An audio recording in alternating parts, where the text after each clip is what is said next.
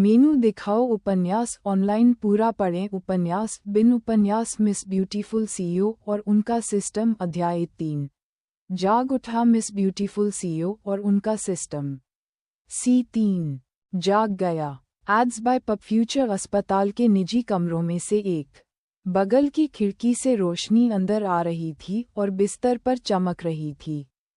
बिस्तर पर लेटी एक लड़की कमजोरी से अपनी भारी पलकें खोल रही थी।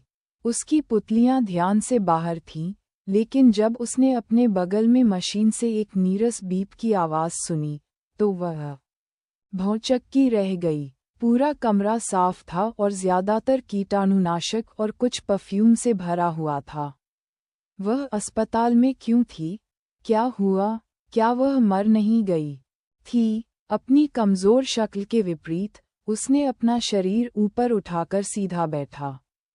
अगर ये लड़की दुर्घटना के कुछ समय बाद ही ताकत के साथ उठ खड़ी होती, तो कोई भी इस पर यकीन नहीं करता। बीमार और पीली दिखने के बावजूद, वह अभी भी सुंदर थी।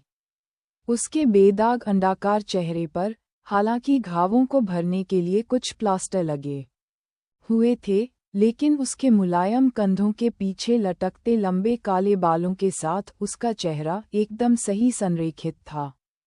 उसकी मोटी मजबूत भौहें सुरम्यता में भर गई थीं और उसकी पलकें हर बार झपकने पर चमक उठती थीं। उसने अपने मुलायम पतले होंठों को चाटा, जो किसी भी पुरुष को मोहित करने में कभी विफल नहीं होते।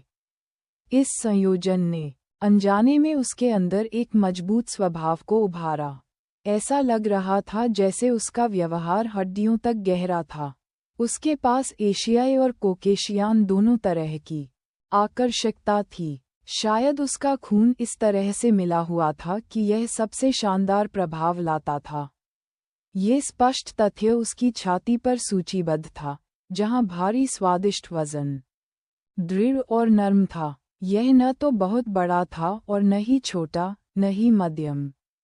गाउन के नीचे छिपे होने के बावजूद उसके स्तन का माप लगभग डबल डी था। कोई भी विशेषज्ञ इसका पता लगा सकता था। कंबल ने उसके निचले हिस्से को ढक रखा था, लेकिन उसके ऊपरी शरीर को दिखाने से बाकी सबको पता चल गया। उसका शरीर आकर्षक था। काली पुतलियां उत्सुक लग रही थीं, उसके हाथ से जुड़ी पतली पाइपलाइनों को देख रही थीं। इव ड्रिप, उसकी नाक में से बदबू आ रही थी और उसके होंठ असंतोष से फूले हुए थे। उसे कभी भी अस्पताल में रहना पसंद नहीं था, न ही किसी को। एड्स बाय पब फ्यूचर हालांकि उसकी आंखों में उलझन दिख रही थी, लेकिन हर हाव भाव से उसका आत्मविश्वास झलक रहा था। उसके दृढ़ व्यक्तित्व को देखकर कोई भी समझ सकता था कि वह लड़की वास्तव में किसी उच्च पद पर आसीन व्यक्ति है।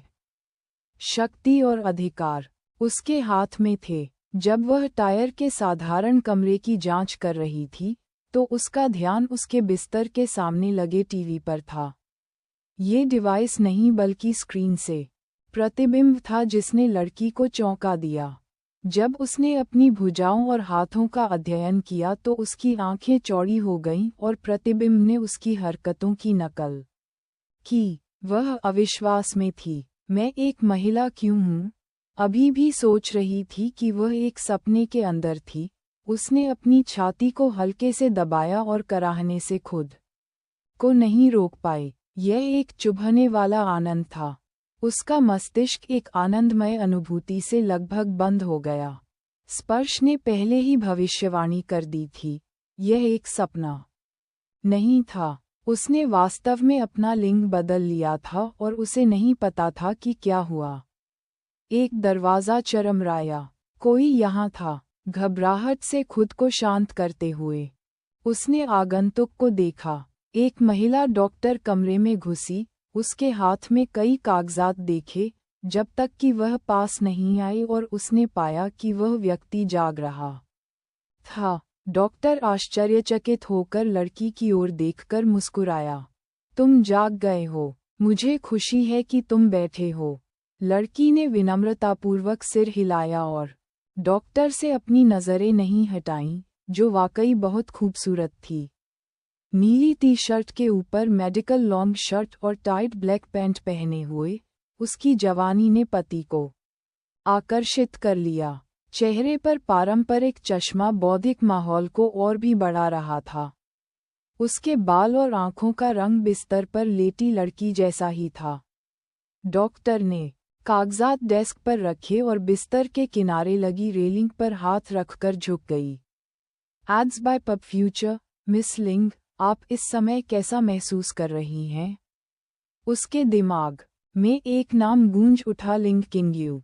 वह भाषा जो वह पहले से जानती थी लेकिन किसी तरह समझ पा रही थी, उससे अलग भाषा सुनकर लिंग किंग्यू को अब पता चल गया कि उसकी स्थिति क्या थी। वह किसी तरह दूसरे शरीर में स्थानांतरित हो गई थी, लेकिन उसे नहीं पता था कि वह उसी दुनिया में है या नहीं।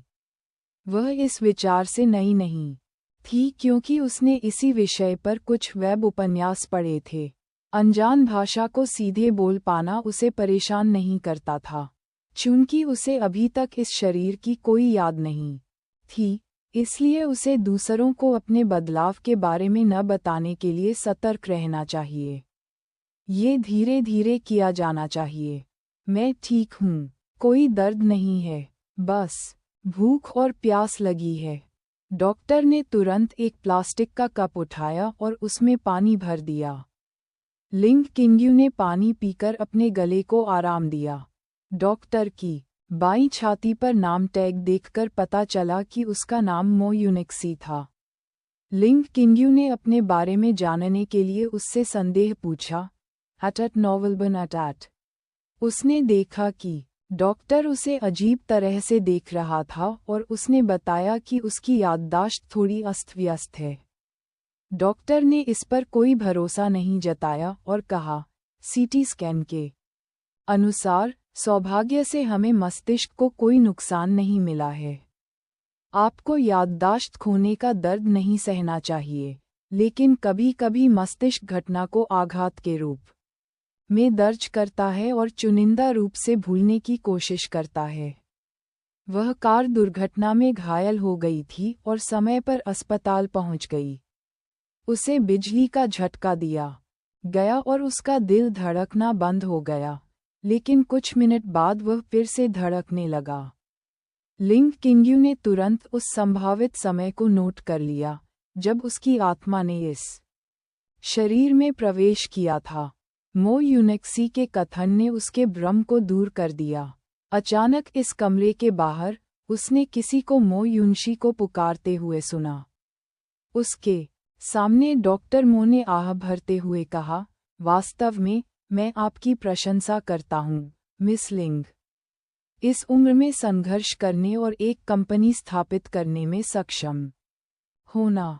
मैं आपसे एक छोटी सी बात करने के लिए बहुत भाग्यशाली हूँ। मैं अब जा रहा हूँ।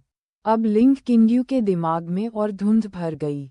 किसी अजनबी की प्रशंसा ने उसे संकेत दिया वह कोई प्रभावशाली और मशहूर व्यक्ति होगा। यह निश्चित रूप से उस कंपनी से नहीं था, क्योंकि उसने खुद ही कंपनी की स्थापना की थी। और अधिक पूछताछ करने की इच्छा बढ़ी, लेकिन उसका नया दोस्त चला गया। हाँ, वह मो यूनशी को एक दोस्त मानती थी, हालांकि उसे लगता था कि दोनों कभी मिले नहीं थे, क्योंकि इस अजीब दुनिया में वह पहली व्यक्ति थी जिसने उसे सहज महसूस कराया। लिंग किंग्यू अपनी पहचान जानने के लिए अपनी याददाश्त वापस पाना चाहती थी, लेकिन पहले वह ये भूलने वाली थी कि वह औरत क्यों बनी। सिस्टम आरंभ सफल हुआ और पहचान मिली। लिंग किंग्यू, डेटा लोड हो रहा है।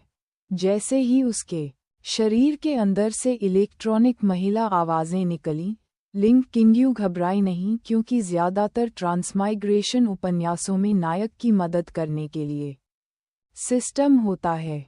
उसे यकीन नहीं था कि वह एक सिस्टम है या नहीं, लेकिन उसे सिस्टम से बात करनी चाहिए। प्रणाली। Ads by pub future. उपन्यास बिन लाइट।